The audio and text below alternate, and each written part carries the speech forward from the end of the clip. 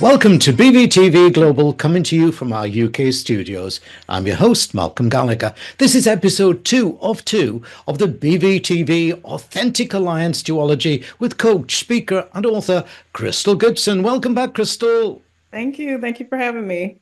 Oh, delightful, delightful. Apart from the fact that you're probably in lovely warm Florida, but we're getting warmer in the UK. We're getting Oh, warmer in the good. UK. Yeah, we'll be catching up to you soon. Crystal, this video is what I call a deeper dive into your keynote of video one. So I've got Okay. some follow through questions to ask you. And the first one is the greater part of my work in life has been spent in the worlds of hospitality and media. Now, these are dynamic areas in the constant change, and it's the order of the day, by the way, isn't it? However, hmm all too often I've seen change resisted because of the demands of the day and not enough time allocated to forward planning and where change may be needed. So, how should this be overcome? I think what really needs to happen first is for people to take a moment and figure out what is the outcome that they want.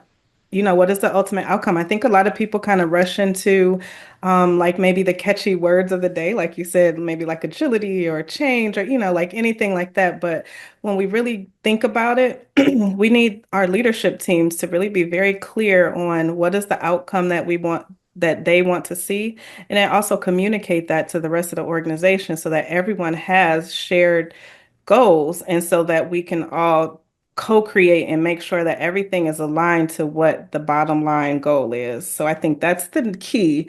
Start at the end. Start with the thought of what you want your end game to be first, then work your way through the change. Hmm. Uh, Crystal, I suggest that change, though, the success of change is down to having the right mindset across the business. Absolutely. However, the right mindset often has to be sold in if it's to work. So, how does a leader go about selling in and achieving that? Good question. So you have to really create a sense of urgency and create a what's in it for them Yeah. aspect to it, right? So if you don't really know what people's motivation is, sometimes your teams might be motivated for recognition, sometimes they might be motivated for, monetary recognition, something along those lines. So you have to figure out what is that, and then what is the sense of urgency. So is there a deadline that everyone needs to hit? Is there a time of the year, an event that everyone sells things at? Is, like find that and get a sense of urgency, because if no one really has a sense of urgency, they'll think that the change is an option and not necessarily something that they have to do. So I Mm, think in order for leaders to really get that momentum going, you have to create some sort of sense of urgency. You have to, of course, at the beginning, like I said, really be clear on the goals and the outcomes that you want to achieve, and then attach it onto some sort of motivation that you know is core to your team. mm, yeah. My third question is that there's an often heard phrase these days that is a little bit disappointing or disheartening at times is that with uncertainty and constant change, too many people are saying, well, it's almost not worth the effort of making a change as it'll be past its expiry date by the time it's implemented.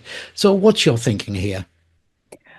Well, my thought is if you don't like it, everything evolves, right? So if you don't make a change, if we think about what kind of time we're in a time where AI is constantly changing things, information is just changing by the minute. So, I mean, if you don't really stay with the times and stay aligned with what's going on, you'll be, left behind. So, I mean, it's really more risky to be left behind, I feel, than to just kind of figure out where you fit in and figure out where you co-create and where you contribute to what's going on in the world.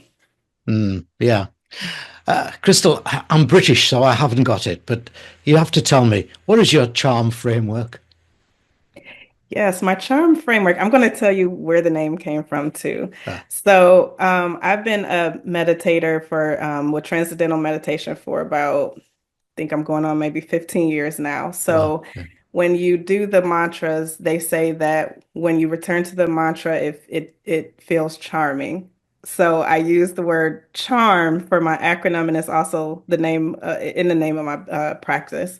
So the charm framework is where it originated from was I would go into these companies and they would say, I want to know how my teams are doing. Can you just tell me how my teams are doing? Because they might have been in this change effort or this transformation for about a year or so. They spent all this money and they're like, okay, so how do I know how they're doing? Because they have all these vanity metrics that tell them nothing. They can't make business decisions from them. So what I did was I came up with this framework so that it is a way to just assess the teams, assess the organization without really being disruptive. So the acronym, each letter stands for something. So C is co-create. So I'm always co-create with the leadership team to really understand what do they want to know and get, what decisions do they want to make from the information that I'm pulling for them. Then for H is really honoring the events that are going on in the organization because you don't want to come in and do an assessment and they just did a pulse thing that they do. And so people will be have a survey fatigue and things like that. So you really want to just honor, what's going on in the organization at that time. And then A is assess. Go ahead and assess the things that are most important. So don't try to boil the ocean and assess everything. Like really stick with what is important and what you want to know from that time period. And then R is like retrospecting and also being able to find the narrative behind those numbers because a lot of times people like do assessments and they'll get the numbers, they'll put the data in front of leaders, but they don't have the narrative. You got to talk to the people and understand the story behind these numbers and these responses that they gave. So having a retrospective is key, really creating a backlog with those insights so that they can be able to be worked on in a sustainable way. So it doesn't really depend on one person. It's like a system that you put together and have all of those insights and narratives in one central place. And then M is, of course, measure what matters. So when you get all that information, you have a baseline now. So now let's measure the change. Let's measure what you co-create at the beginning, the outcome that you wanted. Let's see from the time that you took that assessment to maybe a quarter from there, did you make a change? Did anything move the needle? If it didn't, let's course correct, but only measure what matters. So that's Mm. charm framework. Oh, I like that. I like that. I can have charming British now. Well, but listen. As we're recording this, sadly, the you're in America, the USA. I'm in the Don't UK, say and sadly. there's somebody trying to cause a bit of a trouble between the two of us. But you know, we're not going to let that happen. We're going to No. make this just change. Except, I'm sorry, Crystal, but I've got to apply a tariff to you, and the tariff is an extra question, right? I can afford it. I can Oh, afford okay that. then. Look, I'm sold. I am truly sold on your people first thinking. But I think there are many leaders who are yet to be converted, or even to understand that change actually comes from the people that are working for them there. So, what are the top three things that such a leader can quickly gain from buying an action in your book? I think the first thing is really understanding the value of co-creation. Um, Understanding that the people who are closest to the customers can be your most valuable asset, and they can give you the most, insightful information that you need to know about how to reach your bottom line or what your goals are. So that would be first, is really co-creation. The second one would be really understanding shared goals. So it's okay if you have a different goal in your part of the organization compared to others, but really understanding what the other area's goals are and being transparent about yours really changes the game. Because just the visibility of everything, just knowing where everyone stands and what they're marching towards will help you make decisions. And then third is the most important, and it is about understanding the importance of self-awareness. So really taking that time to pause, really understanding how you're showing up to others and how you want to show up to people, and then really thinking about how do you close that gap.